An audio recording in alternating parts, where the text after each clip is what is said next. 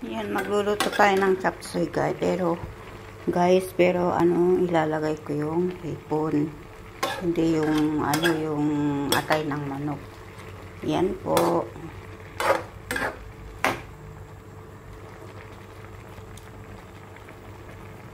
Meron tayo nito.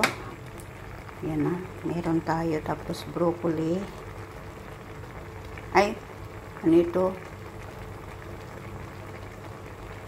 Hindi broccoli pala ito.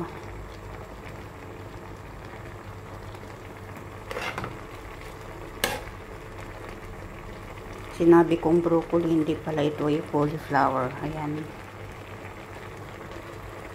Tapos lagyan natin ng ano, nilagyan pa natin ng carrot. Tapos yung cabbage, ayan siya. Ayan. Tapos ang sahog na. Tapos may mushroom pala guys. Ayan, nilagyan ko pa ng mushroom.